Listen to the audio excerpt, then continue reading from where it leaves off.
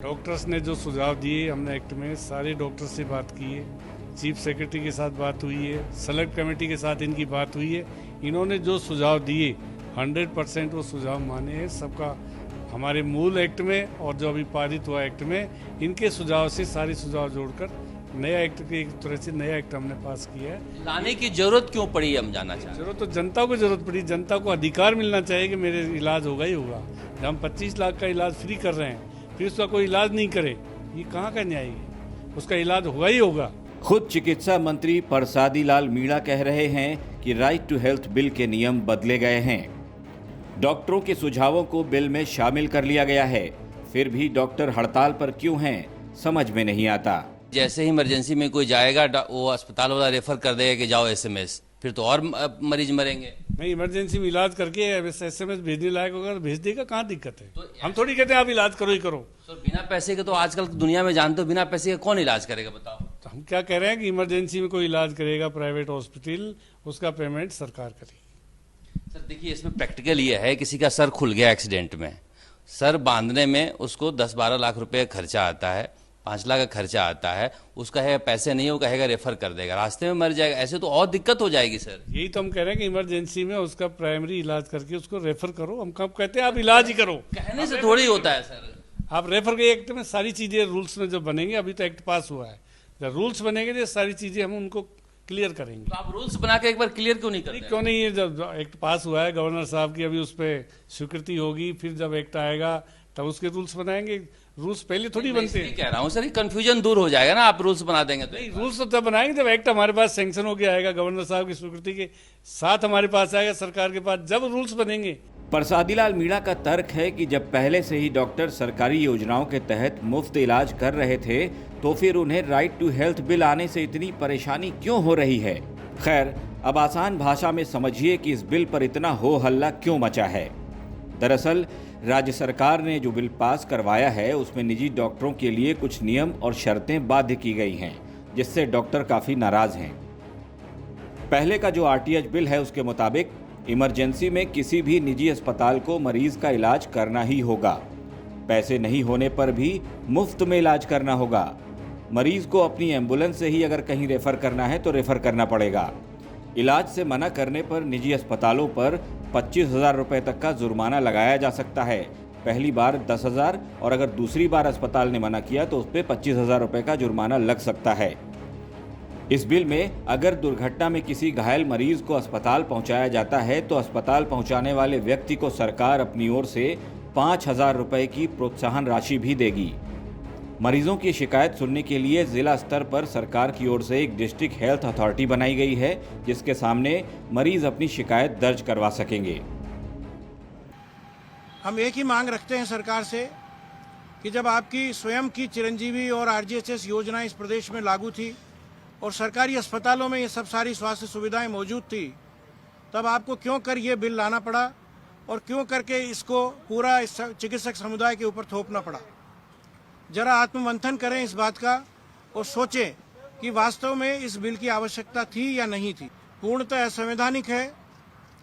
Supreme court के जो आदेश हैं उसमें केवल ये बताया गया है कि एक्सीडेंट इमरजेंसी के दौरान कोई भी सेमेटेरियन रिस्पॉन्सिबिलिटी के तहत किसी भी व्यक्ति का काम कर सकता है, वो चाहे डॉक्टर हो चाहे आम नागरिक हो। कहीं रास्ते में आपको भी कोई घायल पड़ा व्यक्ति मिलेगा तो आप स्वयं भी लेकर दौड़ेंगे और जो उसको चिकित्सा सुविधा दिला सकते हैं वो जरूर दिलाएंगे। उसी के तहत सरकारी अस्पताल में तो ये व्यवस्था थी, पर निजी अस्पताल भी ये सब काम मानवता के तौर पर ऑलरेडी कर रहे थे। अतः ये लूट शब्द हमारे ऊपर थोपना ये बहुत नाइंसाफी है। यदि लूट शब्द की व्याख्या हम करना चाहेंगे तो एक भी राजनीतिज्ञ हमारे समक्ष नहीं टिकेगा। इस बात को आप समझ लीजिए अच्छी तरह। इस बिल को लेकर अब डॉक्टर अपनी कई आपत्तियां जता रहे हैं। डॉक्टर पूछ रहे हैं कि आखिर सरकार के इमरजेंसी की परिभाषा क्या है। निजी डॉक्टरों को लगता है कि राइट टू हेल्थ बिल लाकर उनके लिए सरकार ने मुसीबत खड़ी कर दी है। डॉक्टर अपनी कई आपत्तियों को लेकर कई दिनों से हड़ताल पर हैं। सरकार की ओर से बातचीत की पेशकश की गई है, लेकिन डॉक्टर्स की ओर से कोई पहल नहीं हुई। अब सरकार ने राइट टू हेल्थ बिल के नियमों में जो संशोधन किए हैं वो भी जान लीजिए। पब्लिक को ये भ्रमित करके ये कह के भ्रमित किया जा रहा है कि हर निजी अस्पताल में आपके लिए फ्री इमरजेंसी सेवाएं तुरंत प्रभाव से उपलब्ध हैं, डरने की आवश्यकता नहीं है। अगर मरीज इस बिल के तहत किसी प्राइवेट अस्पताल के पास पहुंच जाता है, for example heart chest pain हुआ पेशेंट को, वो अपने नज़दीक प्राइवेट अस्पताल में पहुंच गया, साहब चेस्ट पेन है, इलाज दीजिए।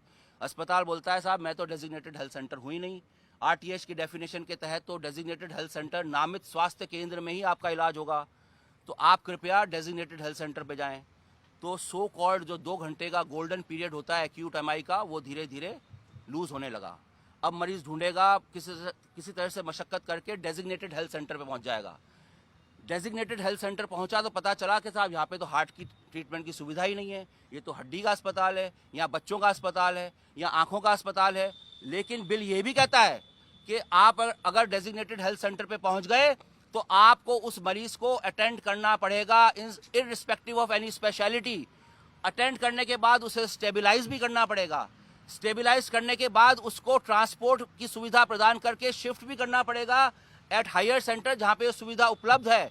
और उसके बाद आपको ये भी इंश्योर करना पड़ेगा कि वो मरीज के साथ कुछ अनहोनी ना हो जाए, उसकी मृत्यु ना हो जाए।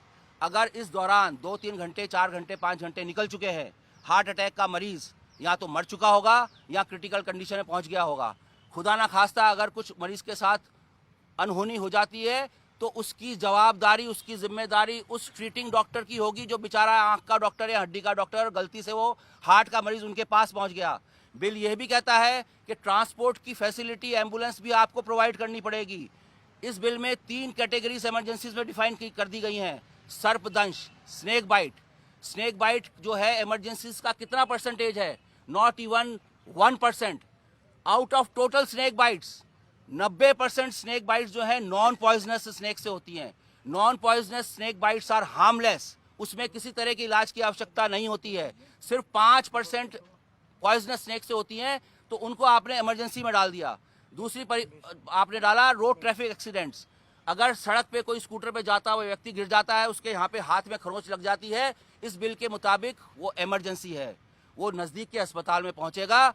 वो डॉक्टर अगर किसी सीरियस पेशेंट को अटेंड कर रहा है, उसको कहेगा इमरजेंसी है, राइट टू हेल्थ का बिल मेरे पास है, अधिकार है, आप उसको छोड़िए, पहले मुझे अटेंड करिए। अटेंड क्या करिए? मरहम पट्टी बांध दीजिए। Number 3, obstetric emergencies. ऑब्स्टेट्रिक, कोई प्रेग्नेंट महिला, किसी के पेन एब्डोमेन हो रहा है, ब्लीडिंग हो रही है, वो किसी ऐसे अस्पताल में पहुंच जाए जहां पे ऑब्स्टेट्रिक या गायनी की सुविधाएं नहीं है। आज की तारीख में ऑब्स्टेट्रिक पेशेंट को अटेंड करना एक एक्सपीरियंस्ड, वेल क्वालिफाइड गायनेकोलॉजिस्ट के लिए भी एक चुनौतीपूर्ण कार्य है। एक गायनी इमरजेंसी को, ऑब्स्टेट्रिक इमरजेंसी को अटेंड करना, स्टेबलाइज करना, उसको ट्रीटमेंट देना एक्सपीरियंस डॉक्टर, एक्सपीरियंस गायनेकोलॉजिस्ट के लिए मुश्किल है। और आप इस बिल के तहत ये एक्सपेक्ट करते हैं कि जिस डॉक्टर ने कभी गायनी की कोई पेशेंट को देखा ही नहीं है, चाहे वो हड्डी का है चाहे बच्चों का है, उसको उस मरीज को देखना पड़ेगा, स्टेबलाइज करना पड़ेगा और फिर शिफ्ट करना पड़ेगा। इसके अलावा एक और चीज़, बिल ये कहता है कि अगर कोई भी इमरजेंसी मरीज आपके यहाँ पहुँच जाता है, आपका अस्पताल डेजिग्नेटेड हेल्थ सेंटर है और आप उस मरीज को ट्रीट करने के लिए सक्षम हैं, तो भी आपको उसको ट्रीटमेंट चालू करने से पहले इन्फॉर्म्ड कंसेंट लेना पड़ेगा। इन्फॉर्म्ड कंसेंट अदरवाइज रूटीन में भी हम लेते हैं, लेकिन रोड ट्रैफिक एक्सीडेंट में मरीज कोई घायल हो गया, बेहोश हो गया, कोई अननोन आदमी उसको लेके आया, आरटीएच के तहत डेजिग्नेटेड हेल्थ सेंटर में पहुंच गया, तो बिल कहता है कि अगर आप इन्फॉर्म्ड कंसेंट नहीं ले रहे हैं तो आप उस मरीज का इलाज नहीं शुरू कर सकते। तो किसका नुकसान हो रहा है? मरीज का नुकसान हो रहा है। क्या हो रहा है? डिस्प्यूट्स बढ़ रहे हैं। क्या हो रहा है? मिसट्रस्ट बढ़ रहा है। क्या होगा? वायलेंस होगी, मारपीट होगी, तोड़फोड़ होगी, डिस्प्यूट्स होंगे। फिर ये बिल कहता है कि डिस्प्यूट्स होंगे तो आप उस अथॉरिटी, स्टेट लेवल या डिस्ट्रिक्ट लेवल अथॉरिटी में जाइए, वहां आपकी सुनवाई होगी। कौन सुनवाई करेगा? सुनवाई करने के बाद अगर पेनल्टी होगी तो पहले 10,000 की होगी, फिर 25,000 की होगी। इन पेनल्टीज की लाइन लग जाएगी। हर आदमी बहुत कुछ चाहेगा, चाहे वो राइट हो, चाहे उसको बिल की जानकारी हो या नहीं हो। ये भ्रम फैलाया जा रहा है कि इस बिल से आपको खुली छूट है, चले जाइए, इलाज लीजिए और निकल जाइए, और डॉक्टर मना करे तो उसको कूट दीजिए, और अगर डॉक्टर से कुछ ऐसा कर देता है तो प्राधिकरण में चले जाइए, उसकी शिकायत कर दीजिए और उसका तुरंत निराकरण होगा। 10,000 का जुर्माना लगाया जाएगा, 25,000 का जुर्माना लगाया जाएगा। तो क्या होने वाला इससे? It is going to create a state of chaos, a state of anarchy, a state of disharmony, violence, सब कुछ होगा। इस प्रदेश में ये एक तबाही लाने वाला बिल है। आने वाला मंजर ऐसा होगा कि आप उसकी कल्पना भी नहीं कर सकते। अब इमरजेंसी की कैटेगरी में सड़क हादसे, स्नैक बाइट या फिर किसी जानवर के काटने से घायल मरीज को ही इलाज के लिए निजी अस्पताल बाध्य होंगे। मरीजों की शिकायत सुनने के लिए जिला स्तर पर बनाई गई कमेटी में निजी डॉक्टर्स को भी अब शामिल कर लिया गया है। इमरजेंसी में अगर अस्पताल मुफ्त में इलाज करेंगे तो अस्पताल बाकी सरकारी योजनाओं की तरह अपना पैसा रिम्बर्स भी करवा पाएंगे। अस्पतालों को पैसा रिम्बर्स करवाने के लिए सरकार की ओर से एक कॉर्पस बनाया जाएगा जो अस्पतालों को बिल का भुगतान करेगा। अब बड़ा सवाल ये है कि अगर सरकार डॉक्टरों के बताए सुझावों को शामिल करने के बाद ही राइट टू हेल्थ बिल को कानून बनाने जा रही है तो फिर ऐसे बिल का मतलब ही क्या रह जाएगा। जब इस बिल में ब्रेन हेमरेज या फिर कार्डियक अरेस्ट जैसी इमरजेंसी वाली बीमारियों को इमरजेंसी माना ही नहीं जाएगा तो फिर सब कुछ वैसे ही चलता रहेगा जैसे पहले चलता आया है। तो फिर हंगामा किस बात का है। हालात ऐसे हैं कि डॉक्टर गुमराह हैं, सरकार भी कंफ्यूज है कि करना क्या है। ब्यूरो रिपोर्ट, राजस्थान तक।